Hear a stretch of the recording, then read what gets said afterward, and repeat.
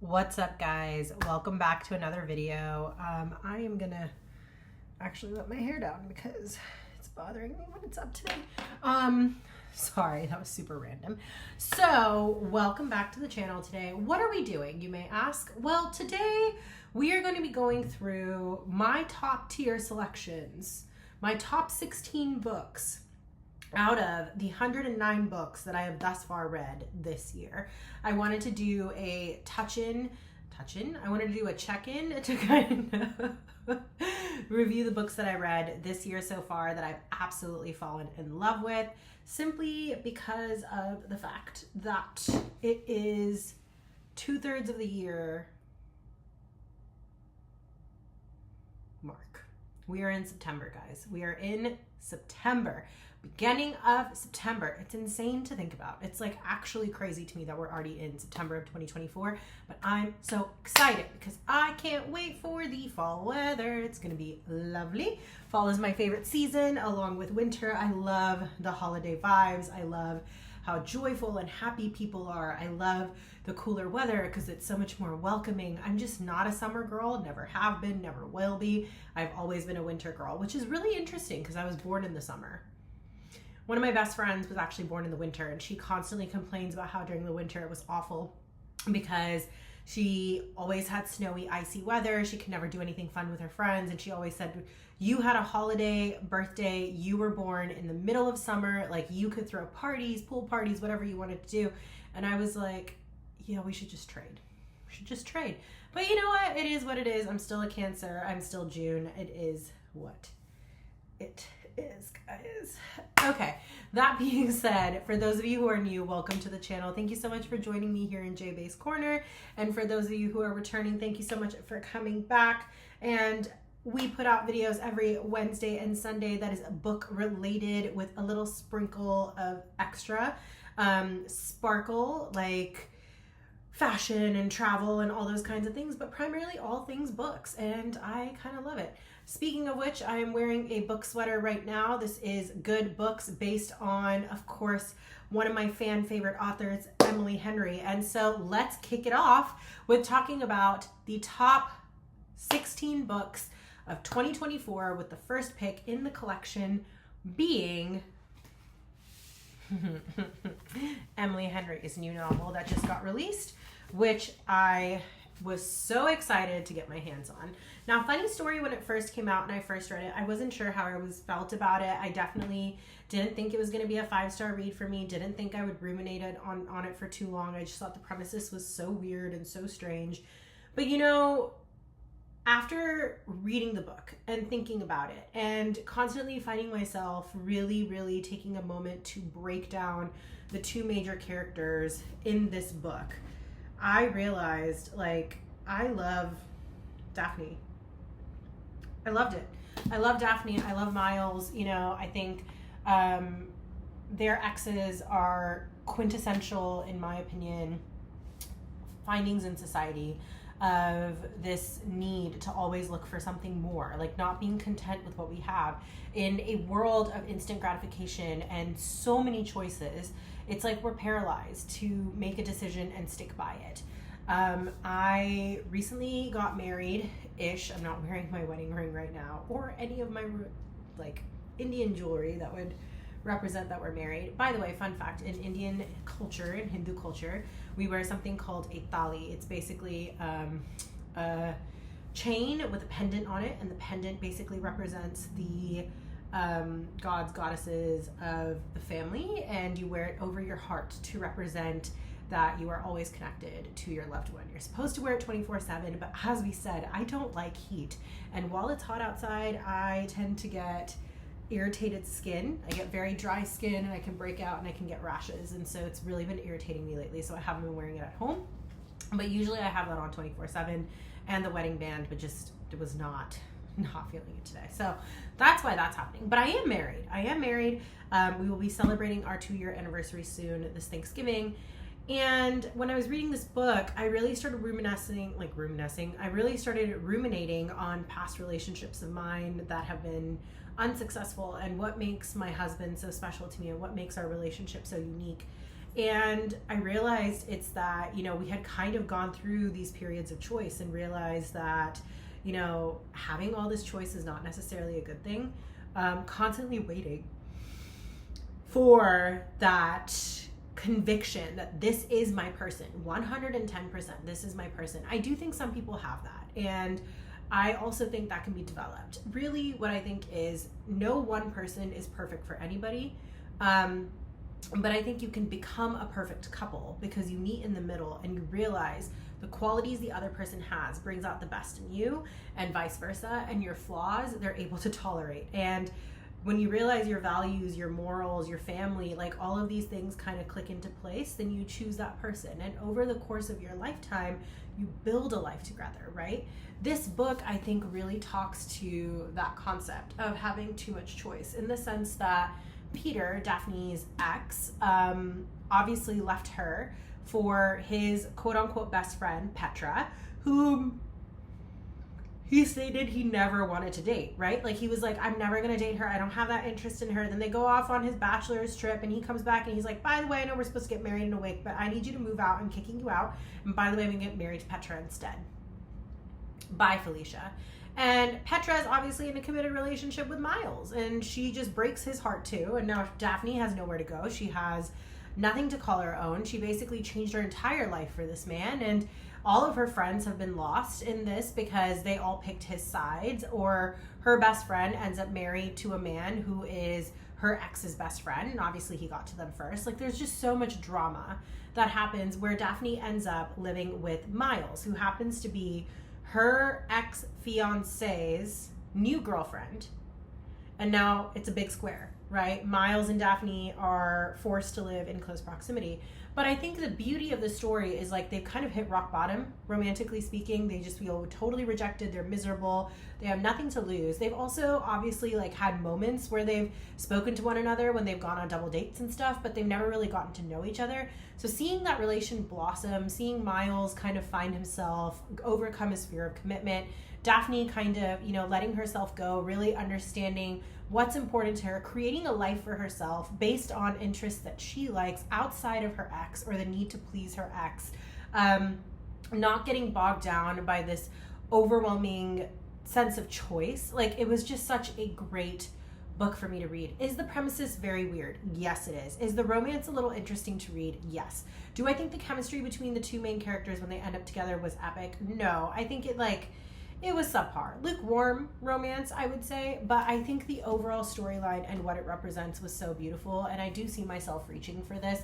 In general, I tend to love Emily Henry. I know everybody loves Beach Read. Beach Read is an excellent book. I loved that book. I cried with that book. I was happy with that book, but it's not my favorite. My favorite from Emily Henry was Book Lovers. I absolutely adored Book Lovers, and now I think I'm adoring Funny Story as well. Now, has it replaced Book Lovers in my level of love? No. But do I see myself reaching for this in the future? Yes. And do I think when it was one of the top novels, one of the most unique concepts, one of the most interesting romances that I have read thus far in the 109 books that we've read of 2024? Yes. Would I recommend? Absolutely. If you don't have it, definitely consider picking it up and reading it.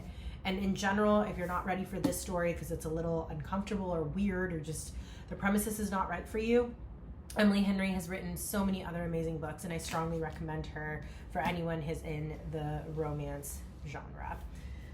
All right, we're just going to stack all the books on the floor because 16 actually adds up. On the other hand, I also want to talk about Book of the Month books that have been my favorite, so I've kind of divvied this up evenly. So the first Book of the Month book that we'll talk about is The Lies I Tell. I loved this book. I think as a thriller, it was so well done.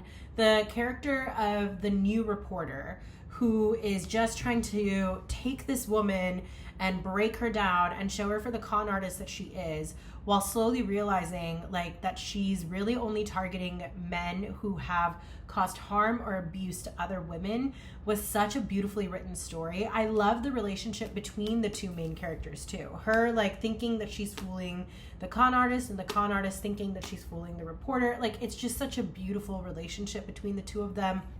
The Overall storyline, I felt like was very engaging. It was easy for me to relate to both female characters. In particular, the con artist, I think, was very fun to read. I felt like as far as our mystery, psychological thrillers, things like that go, this one was probably one of my all-time favorites. Unfortunately, with it being a thriller type of vibe, I don't want to give much more away from the story, but I just think both female leads were written very well, and I think overall it was a beautiful book.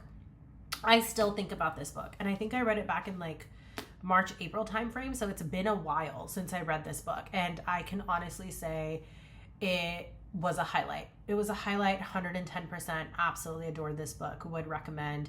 I'd never heard of this author before. I will probably pick up other books by her as well, but Julie Clark outdid herself in The Lies I Tell. Okay, book number 3. This one actually showed up recently in one of my videos in my reading wrap up for August, as I was kind of entering back into that fall vibe, kind of getting back into the dark academia. But that is The Secret History by Donna Tartt. There is a reason why this book is celebrated in the dark academia world. Now, let me tell you, I hated all the characters in this book. All of them. I didn't like the adults. I didn't like the kids. I was angry. I was screaming. I was like, how is it possible for people to behave like this? Like, that is how upset this book made me. At one point, I was so angry, I cried. My husband's like, why are you reading a book that makes you so miserable? But the way that Donna Tartt writes these characters, the way their personalities are described, the different components to what makes a human just completely unravel, what guilt can do to a mind, narcissistic personalities, sociopathic personalities, or sociopaths, I should just say, victim mentality, mob mentality, so many different human constructs that are broken down and described in this book. It is beautifully written. I think the murders were definitely essential to the plot line and the story going the way that it was. But I also think it is more of a novel that speaks to human nature and personality and just how quickly things can deteriorate when your system of values and checks and balances goes out the window. Such a beautifully written book. Definitely would recommend. You will probably scream at it. You will probably yell at it. It'll probably take you 2 weeks to read the book just because you were sitting there every 10 minutes putting the book down, just breathing heavy, telling yourself, stay calm. You know what I mean? But it was such a well-written book. Cannot rave about this book enough. Honestly, it's probably 6 stars. I think it's an excellent, excellent book on human nature. If you like Edgar Allan Poe, if you like Charles Dickens, if you like those types of novels, you will like this. Would strongly recommend. I can see why this book is a queen in the world of dark academia. What do we have next? Next up, we have another book of the month, The Fury. I love Alex Michaelides. I think that, again, similar to the same reason why I like The Secret History, he has a way with prose. He has a way of talking about very interesting characters. The Silent Patient was an excellent novel. The Maidens was an excellent novel. And now this is book number 3 from him. I loved The Maidens. It was a 5-star. I loved The Silent Patient. It was a 5-star. Once again, The Fury was a 5-star. This was a much, much, much needed palate cleanser and thriller for me. I loved the group dynamics of the friends involved in this book. I love the way that the murder happens. I love the narrator and the way he narrates what's going on in the book. I love the entire character cast. In fact, I loved this book so much, I annotated it because that's how much I love this book. Let me see if I can open up to a random quote that just spoke to me. Oh, here's a great one. And I love these little tidbits that he just throws in there for you to think about. Which comes first, character or fate? This is the central question in any tragedy. What takes precedence, free will or destiny? Were the terrible events of the next day inevitable, ordained by some malevolent god? Were we doomed, or was there hope of escape? Tragedy that awaited us in a few hours was a direct consequence of our characters, of who we were. Correct. So if who you are determines what happens to you, then the real question becomes, what determines who you are? What determines your character? I love that. I freaking love that. I mean, honestly, like, it's a question we deal with every day, right? Who are we at our core? What defines us? What moves us? What allows us to set boxes for ourselves to be successful members in society? And what shakes those boxes? What makes us tick? What makes us who we are? And considering the fact that the one thing that you can always count upon in life is change, right? There's nothing that we can do. The world will change, and you will have to change with the world. It is a truth. It is inevitable. And as we go through these minuscule changes every day, does it change who we are at our core? What is a seismic event in your life that determines that that is a part of your personality, a part of your core character? And can your personality change from time to time as you go through experiences in life? Like, mind-boggling things to think about, right? Like, that's what I love about Alex Michaelides, is like, he writes these characters that are beautifully written, but then he also throws in these poignant questions on the question of humanity, the question of the inner study of ourselves, psychology at its base. Like, I love that. I love that. Chef's kiss to Alex Michaelides. Loved this book. Will probably reread it again. Like, honestly, one of my all-time favorites of the year. And let me tell you, when did I read this book? Let's find out, right? This one was very early on in the year. I want to say, when did this release? This book came out January. I freaking read this book in January, and that's how much it sticks out to me. Actually, maybe I didn't read it in January. Maybe I read it in February, but this was like early on in the year. And honestly, it is one of the best books that I've ever written. Ever read. Sorry. No, I totally lied. I read this book on March 5th is when I finished it. So I did start it. Let's see. So started it right at the end of February, started it on February 29th because this was a leap year, and then ended up finishing this book on March 5th and could not put it down. This was 110% physical read book for me. I did not use an Audible for this, and chef's kiss. Loved this book. What do we have next? Next up, we have no other than...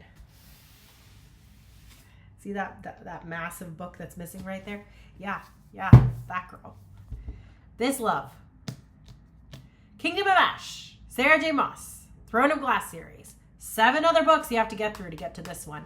I started the series, I want to say November, December timeframe. I was on book 5 when we went international. I finished 6 and 7 tandem read in January. And then I read this. This book is almost 1,000 pages. This book is 984 pages. Book itself ends at 980 pages. We are 20 pages away from this being a 1,000-page book. I finished this in a day and a half. Okay? A day and a half. I was obsessed with this book. I was obsessed with these characters.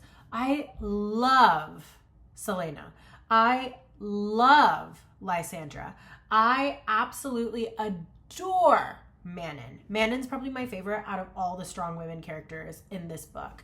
I mean, it's just amazing. And I think what I loved about this book is it seamlessly ties in all the other characters that Sarah J. Maas introduces, all the way from the Assassin's Blade up until this book. Like, literally seamlessly just incorporates all those characters, and all your loose ends are tied up throughout the course of this book.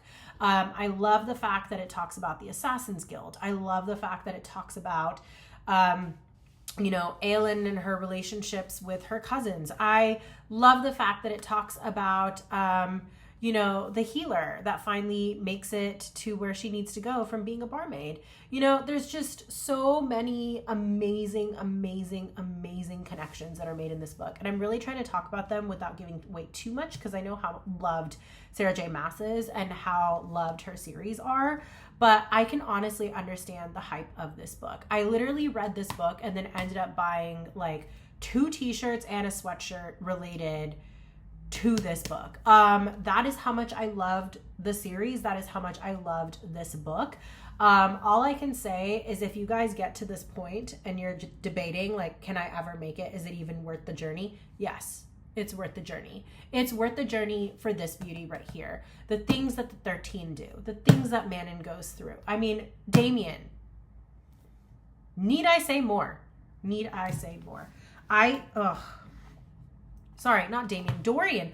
Wow. Okay, you can come at me with like slippers and shoes for that one to beat me up. I don't know where Damien came from. Dorian. Kale irritates me. But Dorian. I freaking love Dorian. You know what I mean? And then Rowan. Who doesn't love Rowan? I like Dorian more, but I still love Rowan. But I like the fact that Rowan sits back and allows Selena to be herself. You know what I mean? I freaking love this book. Love it. That's all there is to it. Love it. Would recommend strongly. All right. Up next, we have the first of this genre that I've ever read. This is supposed to be dark romance. I don't know if I'll be reading other dark romances, but I loved this series. Now, in my head, this counts as like one book. But I did actually count them as 2 separate books for the total of 16. So take that with a grain of salt. This series is hilarious. This series is about serial killers who hunt down and kill other serial killers. If you like Dexter, this is Dexter in a book. And I freaking lived for it. I freaking loved it. It does have a lot of spice. So if you are cautious of spice, something to consider because it is spicy. I mean, we're talking about serial killers, you know, but it's not as kinky as I thought it was going to be. It was pretty vanilla. So there is that. But it's definitely open door. It takes up about, I would say, a solid 20% of the book. So I have in another video talked about this series and actually put down the page numbers and the chapters that are associated with spice. So if you did want to skip that, you can. But I think the overall story of both of these was excellent. Butcher and Blackbird follows the characters of Sloane and the first brother in the series, also Rowan. I loved this one. And then this follows Larkin, and it also follows, Lachlan and Lark. I just combined their names there for a second. But Lark, who is a musician, but secretly a serial killer, and Lachlan, who is a grumpy, not wanting to do it, but forced to do it, muscle for hire / murderer for hire, and cleans up all these messes. It's great. Both of these books, I think the moment I finished these books, I literally called my best friend and I was like, Mina, you need to read these. Obsessed with these. Obsessed. I'm so excited for the 3rd book to come out in January. I'm hoping Book of the Month puts it as an option. It will be purchased. No doubt in my mind that it will be purchased. And fingers crossed, if they can swing it, they get an extra bonus by having an early release. If that happens, I will definitely have my hands on that book early if I can. But more realistically, what's going to happen is it'll release at the same time in January that all the other books release. But I will be getting that 3rd book and reading Fioren's story. It's going to happen. It's going to happen. The trilogy follows the 3 brothers and the women in their lives. They're all serial killers. It's great. It's great. Chef's kiss. Chef's kiss. Loved them. What should we talk about next? So this might actually be a book that potentially falls off of this list, but for now it's definitely on this list. I did actually read this last month. This is The Dead Guy Next Door by Lucy Score. If you're looking for cozy mystery vibes, this is the way to go. This book is hilarious. Basically, it's about a psychic who has been utterly and completely screwed over by her ex-husband, and she is living in a house with a bunch of 80-year-old people, and they're all a hot mess, naturally. And she is paying support to her ex-husband who cheated on her, which is why they broke up in the first place. So she's a hot mess. She doesn't want to accept that she's psychic, and then all of a sudden she sees visions of her next door neighbor dying. And then her romantic interest is a PI. He's been hired to look into her said next door neighbor, and he happens to show up at his doorstep trying to track him down, and Riley's having premonitions that, hey, this guy's gonna die. And then he does die, and Nick and Riley now have to figure out what happened, how did he get murdered, and what's going on. There's a lot of action. There's a lot of shots in the butt. There's bar fights. There's girl talk. There's crazy, adventurous, interesting things happening. There's spike cows. I mean, it's great. It's a kooky families, like psychic visions. It's everything I wanted for a quick summer read. It honestly held my heart. I giggled, I laughed, I smiled, I cried. I felt all the feels with this book, and I would strongly recommend it to everybody else too. I hope that it continues to see the test of time and stays on my top list, but that being said, would definitely recommend this to anyone who's looking for a fun, fast-paced read and who loves Lucy Score. All right. What's up next? Again, we have another trilogy, so I'm just going to put all of these together. But this series, there's a lot of romances where I feel like they're great books, but I don't know if they're like the best books that I've ever read. But this series, it tackles mental strain so well. It tackles family dichotomies so well. It tackles like socioeconomic differences so well. It talks about abandonment with family. It talks about this ridiculous need to, live up to a certain expectation because you don't want to let your parents down. It also talks about like finding the balance between self-love and self-care versus, doing everything for other people. And of course the romance is great too. I absolutely loved Abby Jimenez's series, Part of Your World, Yours Truly, and Just for the Summer. Now, all three of these books are technically standalone, but you have characters that overlap in all three books. I would say Part of Your World and Yours Truly had more overlap than Just for the Summer, but the way she ties Just for the Summer into the trilogy is very beautifully done. This series broke my heart and put it back together. I cried, I sobbed. I literally went back and reread chapters while I was reading this because it was so poetic and it was so touching. And Abby Jimenez, any book you put out, I will read them. You have a favorite fan right here. I've read your other 3 books too. I love those as well. They didn't touch me as hard as these 3 did, but you bet your butt I'll be reading anything else she puts out. That's all I'm going to say about this because I do actually have a full review video of these 3 books where I go on and on and on about what I love about them. So if you're interested in kind of knowing more about Abby Jimenez, if you haven't read it yet, or you just want to geek out with me because you love her just as much as I do, or if you read one of the books but you haven't really gotten to the others and you kind of want to see what else the others have to offer, you can definitely go check out those videos. I would love to see you again. But all I can say, guys, is I don't think you'll regret it if you read these 3 books. Like they are tornadoes, hurricanes, sunshine, rainbows, all wrapped into one. They are beautifully, beautifully written books, and I cannot tell you enough how much I loved them. All right. Next up, we're going to stick with some not Book of the Month books because I only have one other Book of the Month book left. The next book we'll talk about is the Bromance Book Club. I can't talk about this book enough. This book is so cute. It's basically about a bunch of married men in careers that are typically seen as very manly. And, in a society where a lot of times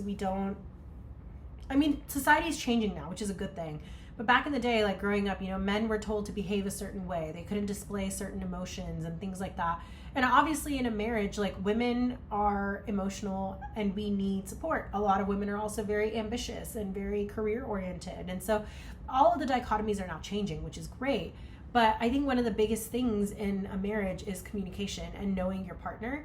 This book is basically about men who find themselves in relationships that are struggling, and they want to know how to get closer to the women in their life. So they meet up to literally sit and read romances in order to get advice from it and support each other with grand gestures and all kinds of craziness to make sure that their dude, their bro, gets their girl, and they do it in a way that is healing for everyone involved. I loved this book. I loved this series. I couldn't put the whole series on here because I thought that would be a little bit ridiculous. I have the rest of them up there. I don't know if you can see them, but those 4 books right there where I'm pointing are the rest of the Bromance Book Club series. I adored these books. I was going to try and save the last one for Christmas time because it's Merry Bromance, and I could not. It was just so good. I had to finish them all. I loved every single one of these books. I finished them so ridiculously fast, it wasn't even funny. And I 110% see myself picking it up in the future to reread it. It's just such a cute premises. And I guarantee if you just want a little bit of sunshine vibes and a big hug and you want to see boys trying to redeem themselves in the eyes of their women, then definitely pick these books up. Next up, I have Twisted Love by Ana Huang. This is also one that I read last month, but I don't think I've been through so much in a book ever. This book is probably adjacent to like a more intense romance, I guess I would say, but it's still like pretty kosher. It's basically Grumpy Sunshine vibes. It's like off-limits romance kind of vibes. Lots of crazy things happen in these books. Ava has a traumatic thing that happened in her past that has been following her, but she's like the epitome of sunshine. And then you have Alex, who is also someone who has just really suffered in his past and gone through something super, super traumatic and is just super closed off. And the only friend he has is Josh, who was Ava's friend, or Ava's brother. And now with Josh like being out of town and him being so protective of his little sister, he asks Alex to look out for her. And so Alex moves in to the unit next door to Ava, and now they're in close proximity and they have to figure out what's going on. Oh, may I also add that Alex is a billionaire and a CEO of a company, or soon to be CEO of a company. His uncle's the CEO, and he's basically being groomed into the position. Currently he's like a VP, but it's just such a fun book. The romance is great. Also a lot of spice. So if you're not into the spice, you can skip it, but it does have a lot of spice in this book. And also just like fun story vibes. There's a lot of twists and turns in this book that I felt like were semi-predictable or ones that just totally caught me off guard. But either way, I enjoyed every single reveal and I enjoyed every single moment of this book. I loved this book. I've read the rest of the Twisted series. It's 4 books total following the 4 girlfriends. But that being said, this one was probably my favorite. This one was my favorite, and I literally, as soon as I finished this book, I could not get myself to like put it down and move out of this world. Like I literally finished this book in a day, and immediately I was like, okay, it's time to go read the next one. That was the vibe. Like, loved this book. Oh, hi, Taco. Don't get crushed by the books, baby. Then we have Daisy Hates. Now, you do have to read the entire Magnolia Park series in order for all the books to really make sense. But for me personally, I love Daisy Hates. It is definitely like it's the whole world that's probably never going to happen. But I love the fact that it is gangster romance. I've never read any other gangster romance. I have one other gangster romance on my shelf, and it was gifted to me by my friend, which honestly I'm a little scared to read because I've heard it's To Do Me Dirty is the one that she selected when she got us our date with the book, and she didn't realize that Do Me Dirty was like they were actually going to do you dirty. So we'll see if I can get through that book or not, or if I'm going to blush so hard that I'm going to throw the book against the wall. But this one was excellent. I freaking love Julian Hates, and I love Daisy, and I love Christian, and I love their whole little family, and I love it all. Like, the thing about Magnolia Parks is that I felt like Magnolia Parks is very spoiled, and she's very ridiculous. Like, I understand her traumas, and I've learned to appreciate her throughout the course of the books. But Magnolia Parks, to me, I'm like, I don't care about you. I don't care about you. I don't really care about BJ either. But all the characters in this book, like, I love Julian Hates. I love the box set.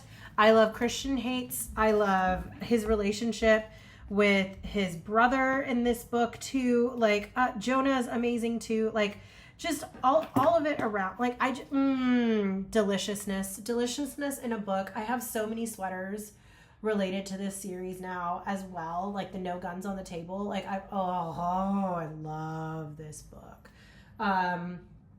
It's so beautiful. I also love the references to the art and all that kind of stuff too. Like it's so much fun. And I love the relationship between Daisy and Tills as well in terms of him being a cop. Like it's just such a good book.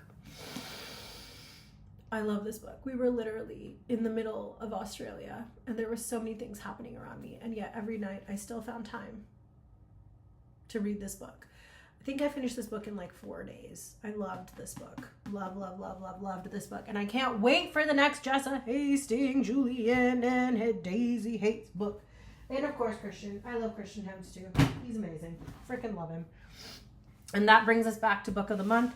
So the next book up is First Lie Wins. I absolutely loved this book as well. Obviously, I loved all of these books. That's why I'm doing this video. But First Lie Wins was also very unique, I felt. So basically, this woman has been given an identity and she's required to enter into this character's life as a mole and build into his life.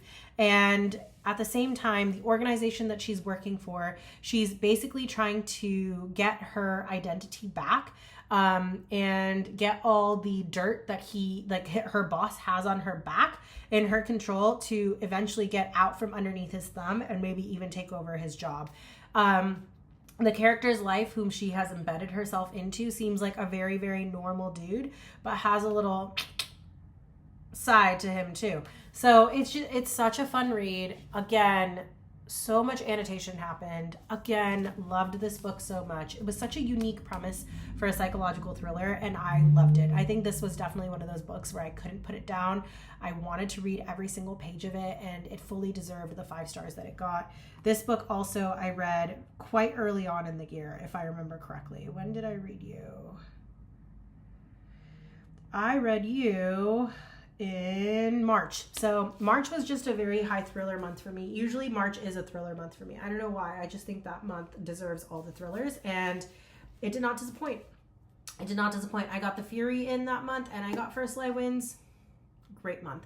Would definitely recommend to anyone who wants something that's a little bit unique, a little bit intriguing, and again, one of those more psychological thrillers that keeps you on the edge of your seat. It is a thriller, so some other things happen along the way as well, but it's definitely a book where you want to keep reading and you want to keep learning more about the characters. The last book I have on here, I actually read this month as well, and that is Yellowface.